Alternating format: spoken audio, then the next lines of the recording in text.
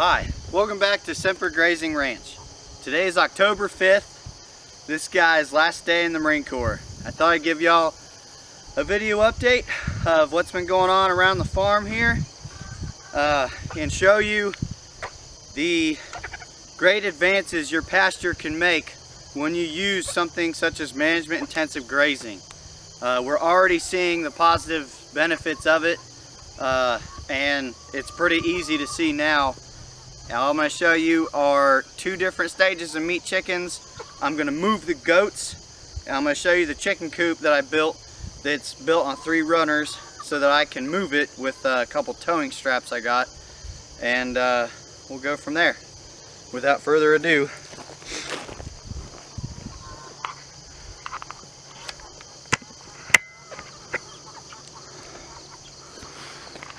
so here is our eldest meat chickens. These are going to be harvested starting probably Tuesday, going through the following Wednesday.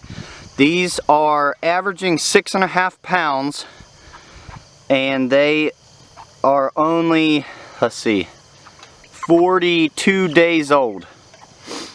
They're very healthy. We've been moving them about twice a day. A lot of times I'll do 3 times a day, just depending on what the grass looks like and how many bugs they're getting. One thing I would really recommend that I recently was able to find here is this long feeder trough. It's metal. What I like about it, as you can see there, this top bar right here, it spins, which means they can't stand on top of it, which really deters them from getting on top and then pooping in their water. Here's their metal waterer. I'm actually not a big fan. There we go. How about that? I'm actually not such a big fan of this. The directions say that you should never hold it by this loop right here, but you turn it right here and there's a pin at the bottom, and that's the only thing that's holding it when you're holding it by the outer hanger. But if you hold it by this thing, there's no vacuum. So by the time you fill it up, you put this in place and then you put this on top, you're already losing about half a gallon to a gallon of water. And it's a 2 gallon, if that, feeder. So it's kind of pointless. I'm still experimenting on what I should do about the water cheaply. Most pastured poultry producers will use some kind of automatic water attached to a 5-gallon bucket.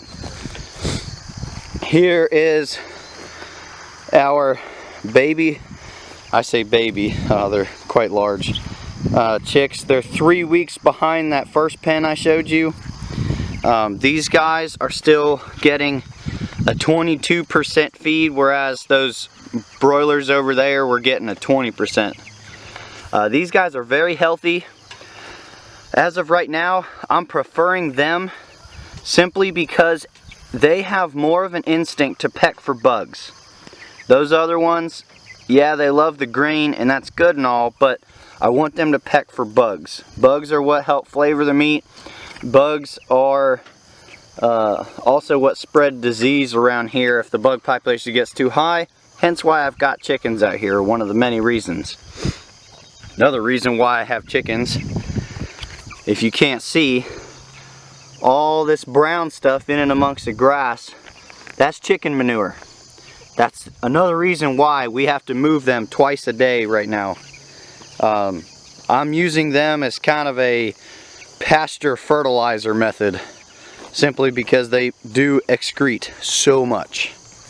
And just the thought of a barn with 30,000 chickens inside kind of disgusts me after seeing what my couple produce. So to give you an idea of what we've been doing as far as the pasture movements, right about here is where we started grazing the sheep and goats. This was their first day's worth of grass. This is some nicer grass, and this is also going to be, this is closer to the house, so this is where I want them to be in the winter time. So I did not graze it as low as I could have. And I can control that by enlarging the size of the paddock or not.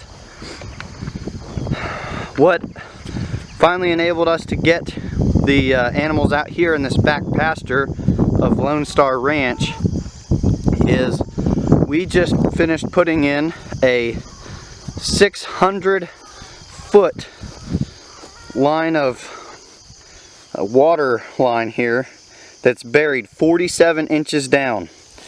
This is a freezeless hydrant right here.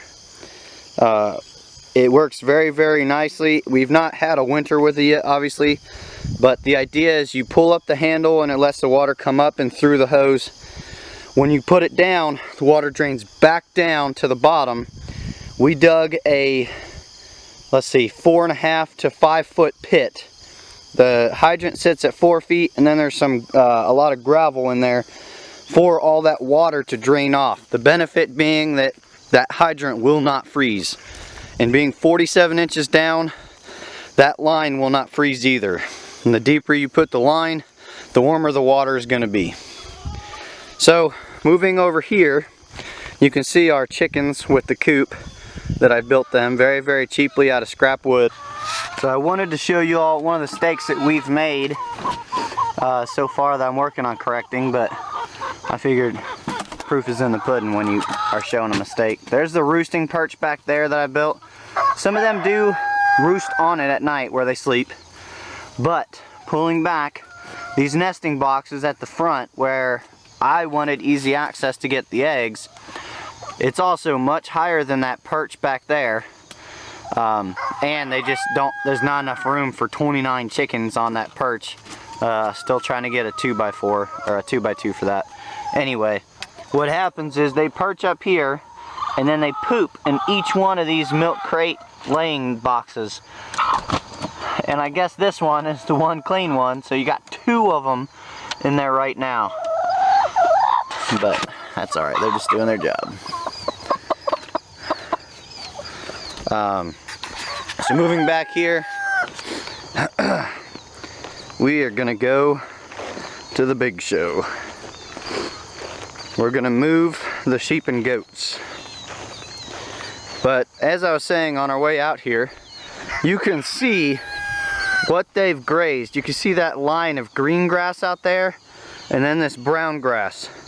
What goats and sheep are good for, this material right here, this is very woody type weed. A lot of folks up here call it lime grass, just because the presence of that weed indicates that you have a need to lime your fields. But you can see how everything is grazed, almost like a mower went through. That's exactly the effect you want to have. That is helping the grass to not be overgrazed or undergrazed and leave growth. Although if I had to choose between the two, what side I would like to make the mistake towards, it would be undergrazing. Undergrazing won't really kill the grass. Yeah, it won't maximize the grass's potential, but I would rather undergraze any day of the week. But you can see, looking down here, there's manure spread all over here. Not in big chunks either. Huh. There's some eggs that the goats uncovered. That's awesome. So you got manure spread evenly, fertilizer. That's one of the reasons that God gave us animals, especially grazing animals. You can't have grass without grazing animals or something to cut it, i.e. modern day lawnmowers. But animals were what we were given, and that is what we shall use. These animals are awesome. Hey Sid, come here. Fine. This is Sid, our main herd buck. He could be bigger, but he's got a nice set of testicles on him as he licks them right there. Wow, that's talent. This is Sarah. She is my favorite doe. Very, very tame, very friendly. Just playing shy right now until she gets their new pasture. So on with the show. You can see this is where they were yesterday. This is where they were sorry, that's where they were 2 days ago. This is where they were today. And we have a very convenient opening or joining in this fence right here. This is where they're gonna go today. That's where they're gonna go tomorrow. And then I'll cross them back through this old paddock over here where I'll add another fence to close that off. And then they'll just go out there, out there, out there. And then one more in the corner all the way up, and then we'll work our way back across. So without further ado, and one of the important things that Alan Nation and Joel Salatin and all of them recommend, when you give them access to new pasture, you do not want to open up the entire wall. This enables us to look at each animal, see if anyone's limping, see if anyone has any kind of sores or sneezing or something like that. By opening up the whole wall, they just rush the fence and you can't really see much of anything. So now that they're in here, we'll just close, pardon the horrible camera work for now, we'll just close that back up and they go to town eating. Some people might think that we're starving them, but I can tell you they love to eat first thing in the morning and in the evening.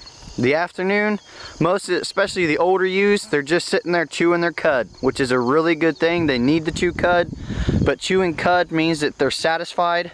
They have the fill that they need, and their cud regurgitating what's been swallowed, chewing it up, adding more saliva to it, that helps them digest their food. The last part of the video I wanted to show y'all is the winter shelter. Yes, those are scrap tires. We're making a shelter out of tires here. It's going to get quite cold in the winter, but these sheep and goats are very hardy. So I'm not going to be worried about filling every little hole. It's going to be roofed and I'm still getting more tires. There's 87 tires here that we have rescued from landfills, and we're going to be getting quite a bit more. But we're helping a business out. He has to pay 88 cents per tire to get it disposed of. Most of us have to pay a $5 disposal fee. Yeah, I found out about that. But we're getting these for free. It's right up the road here, so it's a win-win for both of us. The idea being, this is the south wall. That is where the sun's going to hit those tires, make them nice and warm, and then emanate the heat overnight. This is the westerly wall. This is the wall that I'm going to beef up, because that's where most of the winds, and the north that I still haven't really started on, that's where the winds are going to come from. Those cold, biting winds of these northern winters. I know we're in southern Ohio, it's not that cold compared to other places, but we like it. Another thing is, as they graze this stuff down in the middle here, I'm going to be adding sawdust and shavings and straw to it, and I'm just going to build it up. The idea being, that's going to collect heat. As it decomposes, it's going to give off heat, and then the water for them is going to be right inside that corner. The south wall there to help heat those tires, heat the water, but also that's going to be the most shielded spot from the wind. I shouldn't ever have to break the water, and with the water being warmer, it'll take less calories for the goats and sheep to maintain their weight or even gain over the course of the winter, which is really important because we are going to be breeding them, both the sheep and goats, November, December, in order to have a late April, May lambing and kidding season. And the way we're going to do that is we're going to separate out Sid and the other male goat Mario, and we're getting a ram, and they're going to be put over in the working pen way over there. You can barely even see it. And then when we reintroduce them, that'll get the female goats to start cycling, and once we introduce the ram to those ewes, they will begin cycling, and thus the reproduction cycle may begin.